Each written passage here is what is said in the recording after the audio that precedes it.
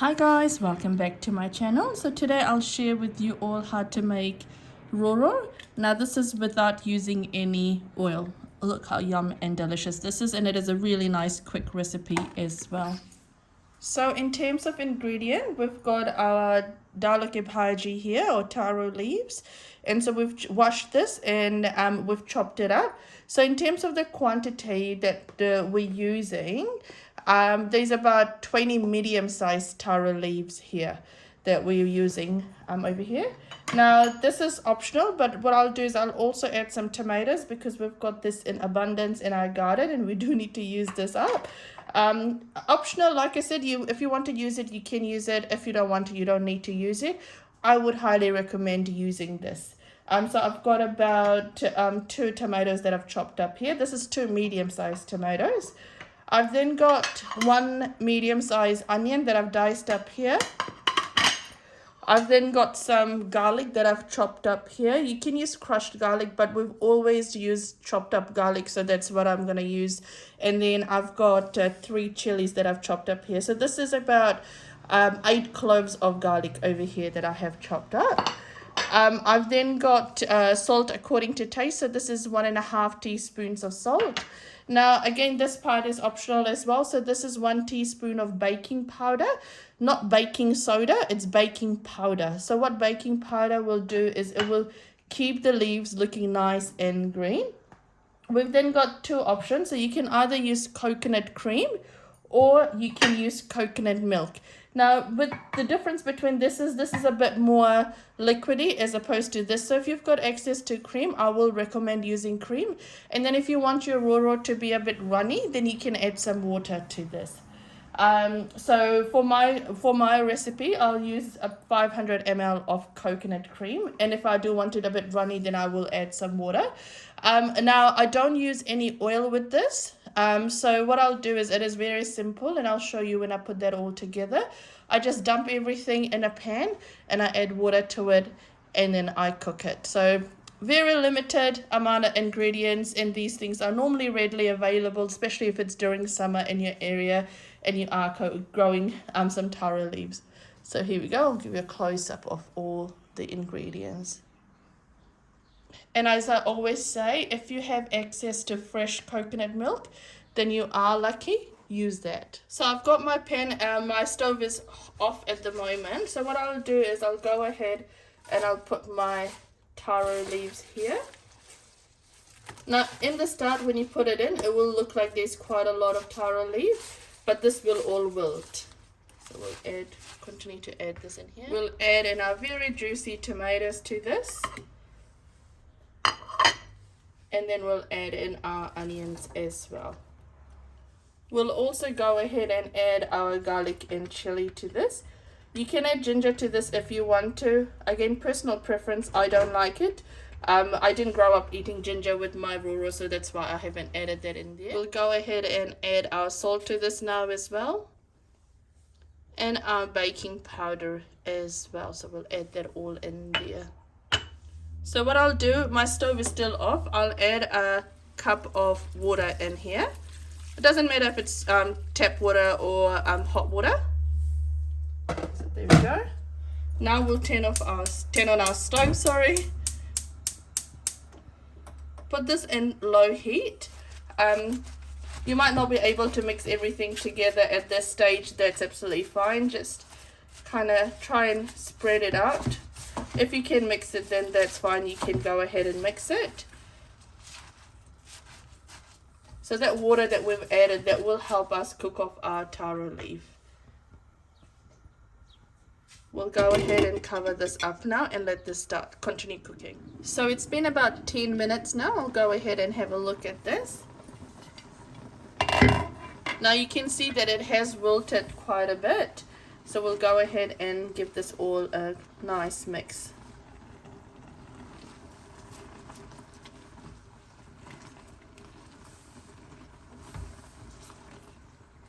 Beautiful.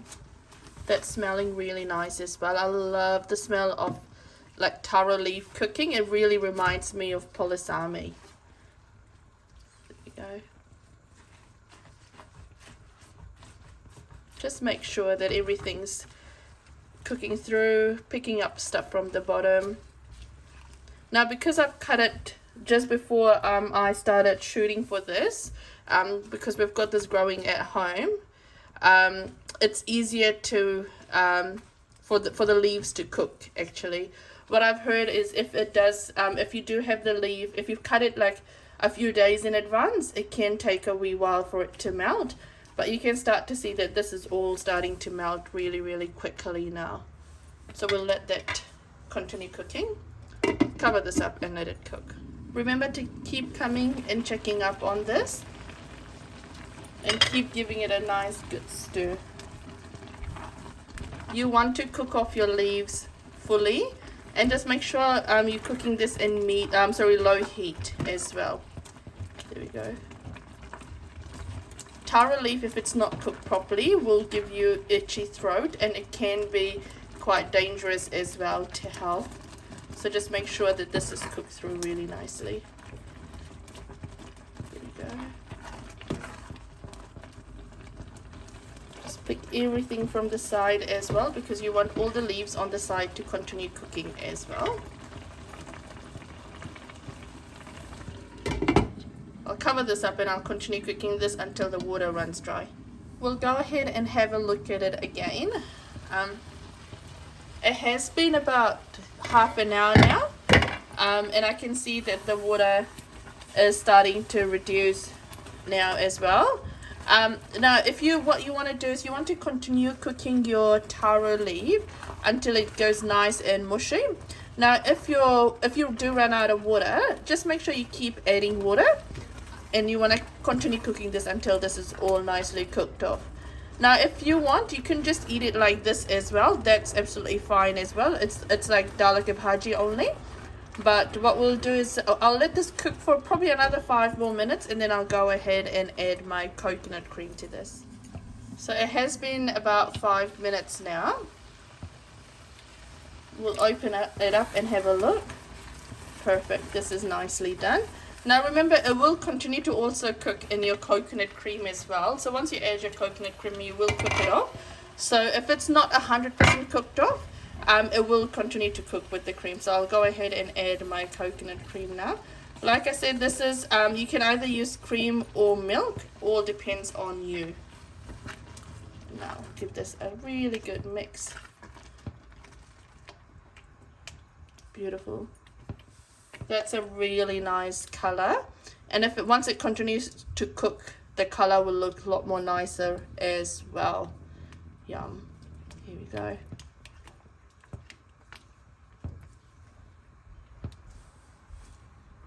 Just make sure you pick everything from the sides and the bottom. We'll cover this up and let it continue cooking now. What I'll also do is, because I do want to thin it out a little bit, I've just put like some water in this to pick up the last remaining cream, and I'll give this all a good mix now. Now this is a good stage. What I'll do is I'll actually crank up my heat to medium to high heat now and let this continue to cook. Perfect. Oops, here we go. And we'll go medium to high now. Here we go, that's all done. So I'll go ahead and turn off my stove now. Now the consistency depends on how you and your family like it. If you like it a lot more runny, then you can use coconut milk only. And if you like it a bit more thick, then you can just use coconut cream. Now once you add in your coconut cream or milk, allow it to cook for about 10 more minutes, longer if you have the time as well, before you serve it up. Now do try this recipe at home and let me know how it turns out. If you do try any of my other recipes, let me know how that turns out as well. Now remember to like, share and subscribe, and also let me know what else to post. Take care guys. Bye.